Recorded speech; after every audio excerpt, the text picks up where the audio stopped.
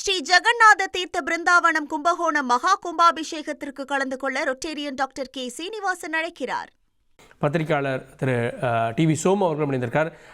சோமு, இது ஒரு தொழிலதிபருக்கோ ஒரு நடிகர்களுக்கோ ரெய்டு வர்றதுன்றதோ அபராதம் விதிப்பதோ அப்படின்றதோ அது சாதாரண விஷயம் தானே. அது விஜய் அப்படின்றதால பெரிதுபடுத்தணுமா? அதை இல்ல, அந்த மாதிரியான ஒரு தண்டனை, அதாவது அபராதம் விதிக்கப்படுது அப்படிங்கிறது யாருக்கு விதிக்கப்பட்டாலும் அது சாதாரண விஷயம் அல்ல.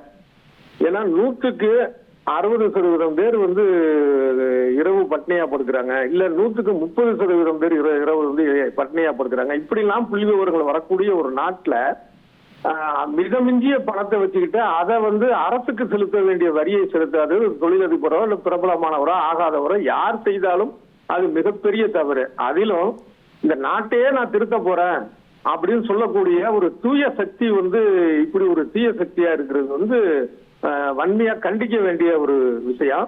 இவர் இந்த மாதிரி ஏமாற்றக்கூடிய இந்த பணம் அரசுக்கு போய் அதன் மூலமாக எளிய மக்களுக்கான நலத்திட்டங்களுக்கான அதுக்காகவும் பயன்படக்கூடிய பணம். அப்புறம் என்ன மக்கள் மேல அக்கறை? இது மட்டும் இல்ல, இப்ப ரோல்ஸ் ராய்ஸ் கார் வாங்கினார், இங்கிலாந்துல இருந்து இறக்குமதி பண்ணாரு.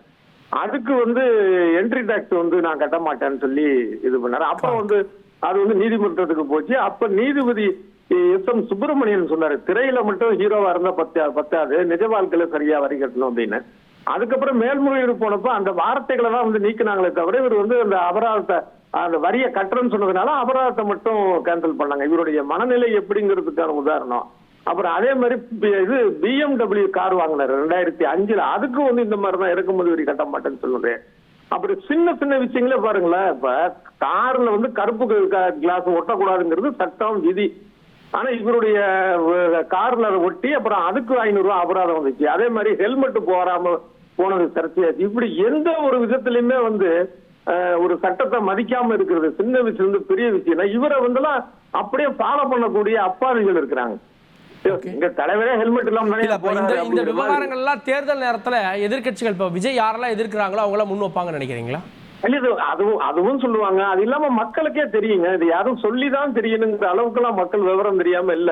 இப்ப அவங்க இப்ப டிவி பாக்குறாங்க, இப்ப உங்க செய்தி கேட்கறாங்க அப்படின்னால அப்ப அவங்க மனசுல இப்ப எனக்கு தோன்ற விஷயம் அவங்களுக்கும் தோணும். என்ன தொடர்ந்து இப்படி பண்ணிட்டு இருக்கிறாரு, ஒரு ஹெல்மெட் போடாம இது பண்ண, கருப்பு ஸ்டிக்கர்னு கூட ஒரு மேட்ரு வந்தது.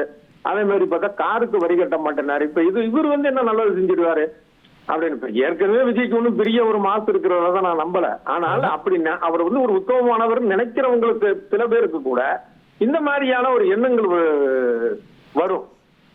ஓகே, இதுல இன்னொரு பக்கம் இந்த மாஸ்டர் படம் வந்தப்பெல்லாம் விஜயுடைய இதில் ரெய்ட்லாம் நடந்தது அப்படின்னு பார்த்தோம்.